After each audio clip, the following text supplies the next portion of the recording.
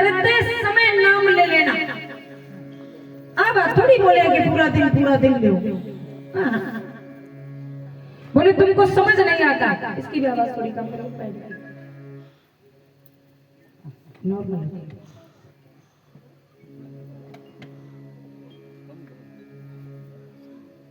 Normal रखिए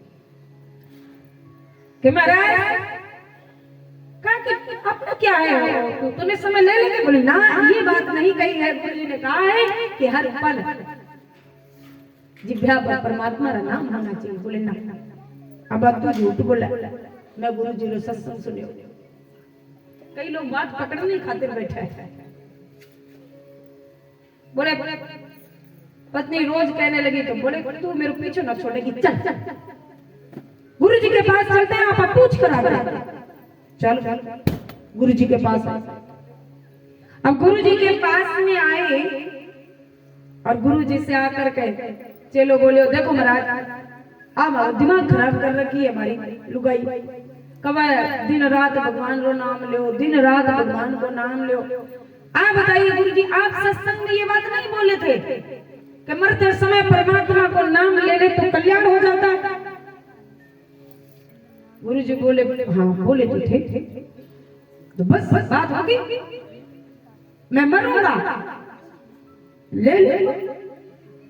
गुरु जी बोले हाँ, मरने से ध्यान रखना 5 मिनट पहले तुम परमात्मा का नाम ले लेना, कल्याण।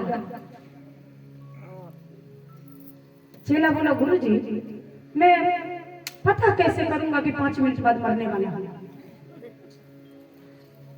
ये कैसे पता चलेगा? गुरु जी बोले यही तो मुझको पता नहीं, इसीलिए तो कहते हैं अपने जीवन का हर दिन अंतिम समझ, हर सांस अंतिम समझ। ये मत सोच कि मैं कल कर लूंगा, ये मत सोच 2 घंटे बाद कर लूंगा, ये मत सोच कि मैं 5 मिनट बाद ले लूंगा। अरे हर पल हर सांस अपने जीवन की अंतिम समझ करके ईश्वर का नाम लिया जाए। जीवन के लिए सबसे उत्तम समय, और अपने सब तो बड़े भाग्यवान हैं कि अपने को आज से अपने ही गांव में और भागवत कथा अपने को श्रवण करने को मिलेगी। जो सिर्फ कलयुग में एक ही साधन है अपने पास कल्याण का, भागवत महापुराण। कलयुग में और दूसरा कोई साधन ही नहीं है, एक ही साधन। और आप सबका बहुत बहुत धन्यवाद इतने कम समय में, और बड़ा जबरदस्त तैयारी करी। एक बार अपने लिए जोरदार तालियां बजा लो।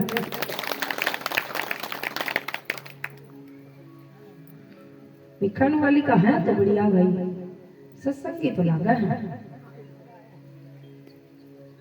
कि भाई इतने कम समय में और बढ़िया तैयारी कर ली। नहीं तो माताओं का तो काम ही को नहीं निपटा है, थारा निपटा है तो जल्दी कर लो। और देखिए जो काम को ना, कई लोग होते हैं ना उसी काम में 4 घंटे लगाते हैं, और कई लोग ऐसे होते हैं जो महाराज उस 2 घंटे काम को 1 घंटे में कर देते हैं, और कई लोग 1 घंटा वाले में 5 घंटा लगा रहे हैं।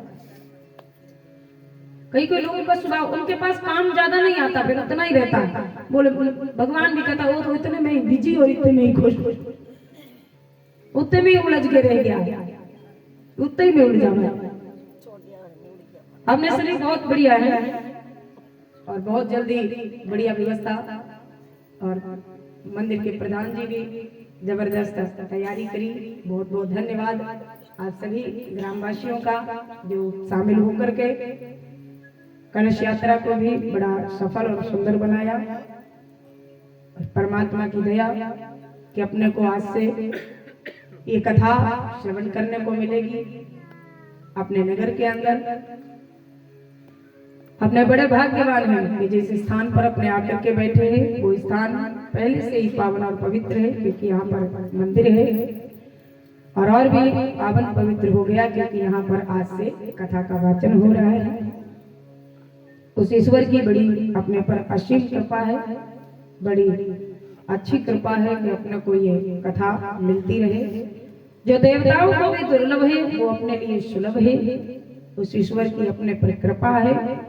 देवताओं को भी ये कथा श्रवण करने को नहीं मिलती है, उन्हें भी इस पृथ्वी पर मानव का शरीर रख करके आना पड़ता है जब इस कथा को श्रवण करना हो तो। और अपने लिए सुलभ है, अपने लिए बहुत बढ़िया है कि अपने को ये कथा श्रवण करने को मिल रही है। ये कथा सबसे पहले भगवान ने ब्रह्मा जी को श्रवण कराई थी। ब्रह्मा जी ने नारद जी को श्रवण कराई, नारद जी ने वेद व्यास जी को, वेद व्यास जी महाराज ने सबसे पहले सुखदेव जी महाराज को, सुखदेव जी महाराज ने राजा परीक्षित को। इस कथा को सुनने के बाद राजा परीक्षित का 7वें दिन कल्याण हो गया। आज से अपने भी इस कथा को श्रवण करेंगे और ये 7 दिनों तक एक कथा चलेगी। जिस कथा को, जिस भागवत कथा को सुनने से अपने अंदर भक्ति आएगी, अपने अंदर तप करने की शक्ति आवेगी, दया आवेगी, परमात्मा के चरणों में लगेंगे। ये अपने लिए बड़ा सुलभ है और अपने लिए सत्संग की जरूरत भी होती है। इसमें पहले श्लोक में भगवान के स्वरूप का वर्णन किया गया है कि सच्चिदानंद